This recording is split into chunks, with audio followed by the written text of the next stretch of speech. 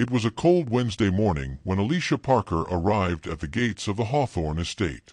The mansion, nestled in the elite quarters of Long Island, stood like a palace from another era. Its grand columns, gold-trimmed windows, and sweeping balconies reminded her of something out of a European fairy tale. She had seen many mansions in her 10 years working as a domestic helper, but none quite like this. Alisha was a tall, graceful woman in her late 20s, with warm brown eyes and a calm demeanor. She had worked hard to earn her reputation as trustworthy and efficient. Dressed in her freshly ironed black and white maid uniform, she clutched the cleaning schedule in one hand and her bag of supplies in the other. The butler, an elderly man named Winston, opened the door. "Miss Parker, welcome. You are assigned to the East Wing today. The master will not be disturbed." "Understood, sir," she replied politely, stepping into the marble-floored hallway. It was her first day at the Hawthorne estate. The agency had warned her that the owner, Mr. Julian Hawthorne, was extremely private and rarely interacted with staff. A tech mogul and millionaire entrepreneur, Julian was known for being brilliant, aloof, and emotionally distant. Widowed a year ago, he lived alone with his infant son, Jacob, whom no one outside the household ever saw. Alisha moved through the rooms silently, cleaning each one with practiced precision. But as she entered the east corridor, a strange sound stopped her, the unmistakable wailing of a baby. She paused. It was sharp, desperate crying, not the normal fussiness of a child. Following the sound, she found herself in front of a half-open nursery door. She hesitated.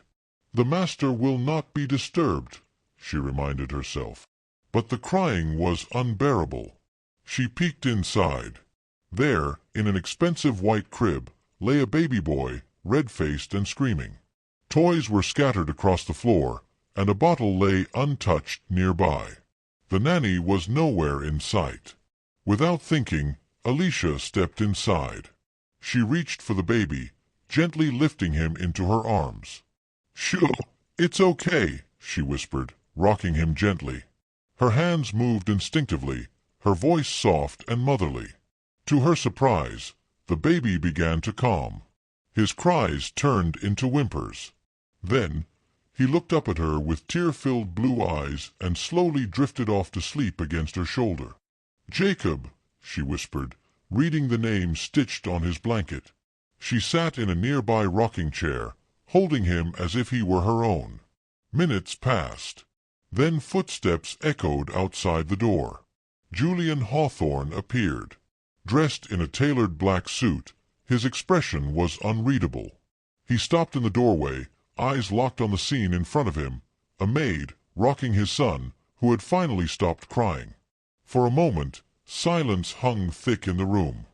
"Who are you?" he asked coldly. Alisha stood up gently, still holding the baby. "I'm Alisha Parker, the new cleaner. I heard the baby crying, and no one was here. I didn't mean to intrude." Julian walked forward, his eyes narrowing. "The nanny was supposed to be with him." "There was no one in sight, sir." He was clearly in distress. He extended his arms stiffly to take the child, but as soon as Jacob left Alisha's arms, he began to cry again. Julian hesitated. He tried to calm the baby, but it only got worse. "Give him back," he said, reluctant. Alisha gently took Jacob again, and almost instantly the baby settled. Julian stared in disbelief. "How did you do that?" Alisha smiled faintly. "Sometimes they just need to feel safe." That was the beginning of something none of them could have expected. Julian Hawthorne wasn't used to feeling helpless. In boardrooms, courtrooms, and conferences, he was a commanding presence, decisive, articulate, feared. But now, standing before a maid who had just calmed his son more easily than any professional nanny ever had, he was at a loss. He crossed his arms tightly. Why wasn't the nanny here? Alisha, still seated with Jacob curled in her arms, glanced around the nursery. "I don't know, sir. There was no one when I arrived." As if on cue, A woman in her 40s, wearing a navy blue uniform, rushed into the room. "Mr. Hawthorne, I'm so sorry, I stepped out for just a moment."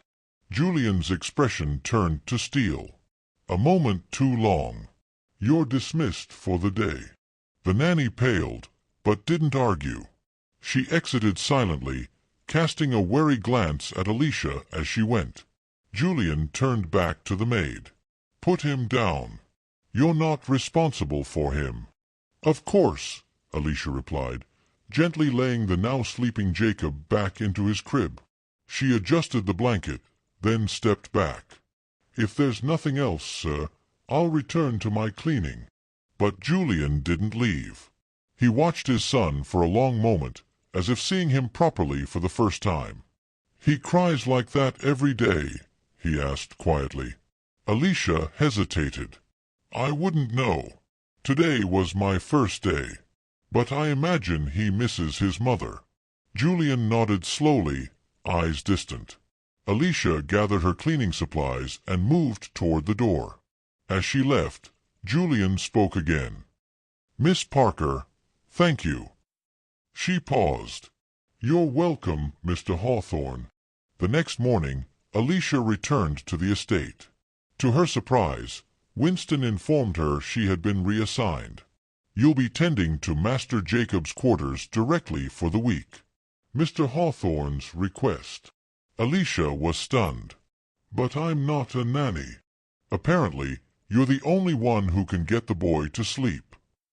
She entered the nursery again, greeted by a familiar cry. As soon as she held Jacob, he settled.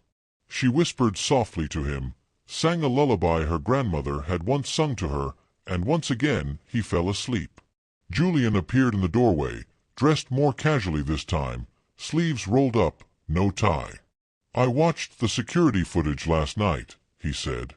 Alisha looked up, surprised. "Of me?" He nodded. "You're very gentle with him. Natural. I grew up in a large family. Lots of siblings and cousins. I was always the one carrying babies." Julian stepped inside and sat across from her. "You have a calmness about you. It's rare." For a moment, the room was quiet again, except for Jacob's peaceful breathing. Then Julian asked, "Would you consider a temporary role?" "As Jacob's caretaker."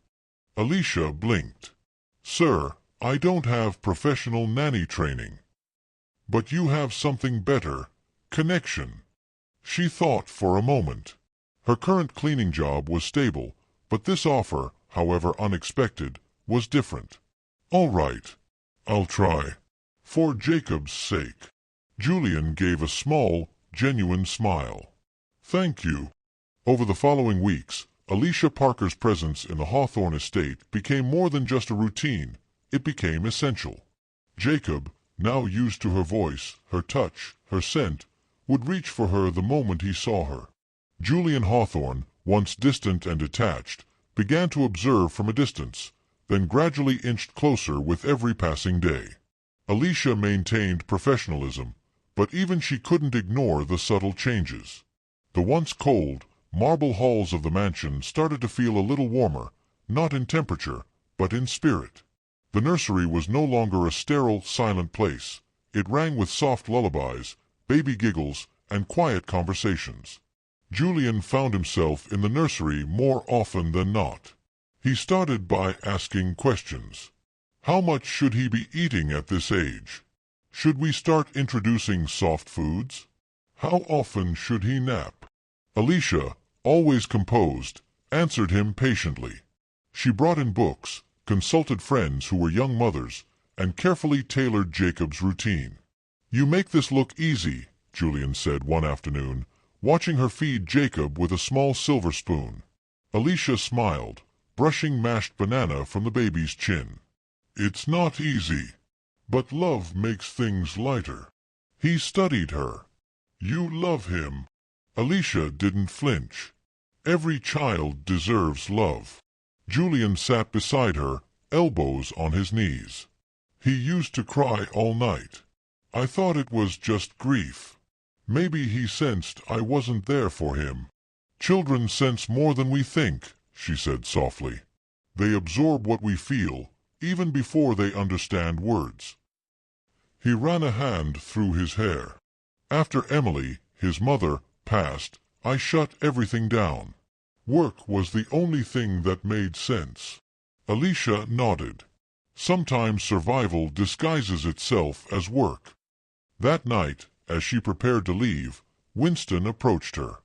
Miss Parker, a word? She turned. Yes. The staff have been speaking. Some are uncomfortable with the nature of your new role. Because I'm a cleaner caring for the air of the house? Winston hesitated. And because of who you are. Alisha met his eyes. You mean because I'm black? He didn't respond, but his silence spoke volumes. She went home that night, her mind heavy. Her own neighborhood was a world apart from the one she worked in. She'd heard whispers before. She knew what some of them thought. The maid doesn't belong with a millionaire's child. But when she returned the next day, Julian was waiting at the door. Alisha, I need to ask a favor. She blinked. Of course. Would you accompany us to the company family event next weekend? It's a picnic. There'll be executives, partners. I want Jacob to be comfortable, and he won't go to anyone else.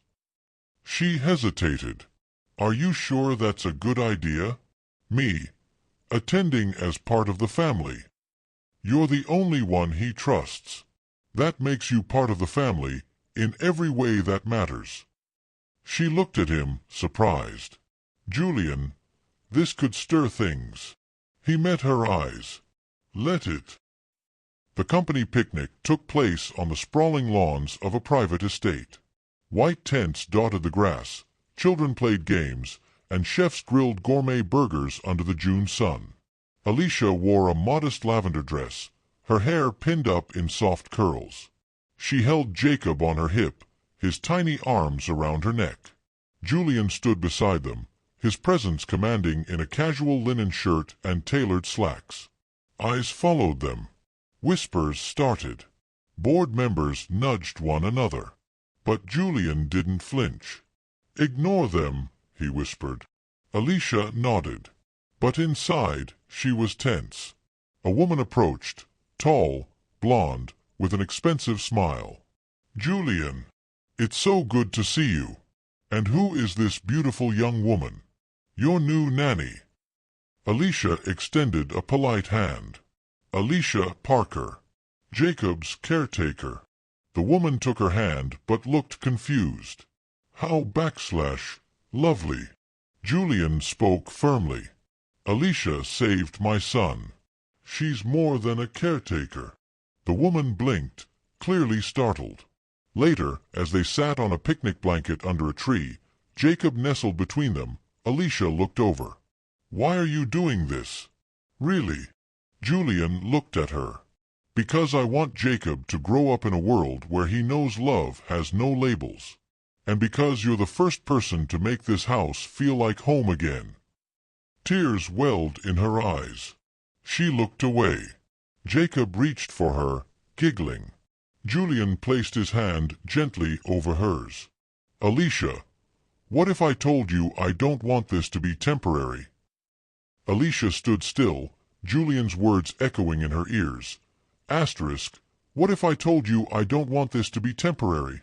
Asterisk. She looked down at Jacob, whose tiny hands were tugging gently at the folds of her dress. A moment passed, suspended in the golden afternoon sunlight that streamed through the tall trees overhead. Julian, she said slowly, you're a man of the world, of business, of legacy. I'm a housekeeper who just happened to hold your baby at the right time. He shook his head. You're the woman who gave him peace, who brought light back into a house I thought would always stay cold. Don't reduce what you've done. I'm being realistic. People will talk. They already are. Let them. He reached into the stroller and lifted Jacob into his arms. This little boy doesn't care about their words. He just knows you love him. And that's more than most people get in a lifetime. Alisha watched the two of them, the way Jacob curled naturally into his father's chest, how Julian gently pressed a kiss to his son's forehead. It was a moment no amount of wealth or privilege could manufacture. The following weeks tested everything. Alisha accepted Julian's offer to stay on as Jacob's full-time caregiver, but the relationship between her and Julian grew more complex. He would often join her in the nursery after work, asking questions not just about Jacob, but about her life, her dreams, her family. They shared coffee in the mornings, walked in the garden with Jacob in the stroller, and sometimes sat in silence just to watch the boy sleep. The staff remained professional, but Alisha felt their eyes on her. The unease was quiet but present. One evening, after a long walk through the garden, Julian invited her to the drawing room. The fireplace crackled, casting warm shadows on the walls. "There's something I want you to see," he said. He handed her a small leather box. Inside, nestled in velvet, was a gold locket. She opened it. On one side was a picture of Jacob, smiling. On the other, a carved inscription, * for the heart that brought peace to ours. *. Her breath caught. "Julian, I can't accept this." "Yes, you can," he said gently, "because it's not just a gift. It's a promise." He stood before her, sincerity in his eyes. "Alisha, I don't care what people think. I don't care about legacy or optics. I care about my son growing up knowing love. And I care about you. More than I expected." She looked at him, a thousand thoughts colliding in her mind. Her heart wanted to believe, but life had taught her to be cautious. "What are you saying?" He took her hands. "I'm saying I want us to be a family. The three of us." Tears welled in her eyes. "Do you mean that, or are you just grateful I calmed your son?" "I mean it.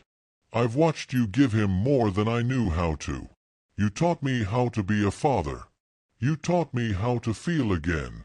Jacob toddled into the room at that moment, arms outstretched toward Alisha. She knelt and scooped him up, holding him close. Julian watched the two of them, his expression soft. "Say yes." 1 year later, the Hawthorne estate looked very different. It wasn't the architecture or the furniture, it was the atmosphere. There was laughter in the halls, music in the mornings, a garden filled with the sound of children's play. Alisha, now Mrs. Hawthorne, walked hand in hand with Julian as they watched Jacob run through the rose bushes, his curly hair bouncing in the breeze. They had weathered storms. There were challenges, media speculation, family scrutiny, societal judgments, but love had held them together. The day Alisha stood at the altar, wearing an ivory gown with her natural curls adorned with pearls, the same whispers from the company picnic returned. But Julian silenced them with one sentence during his vows. "The woman who saved my son also saved me." Applause had erupted. Now, they spent their weekends visiting shelters, launching foundations for underserved children, and advocating for equality in early childhood care. And in the center of it all, Jacob thrived. Because he had a father who had learned to be present. And a mother, not by blood, but by every other measure that mattered, who loved him unconditionally.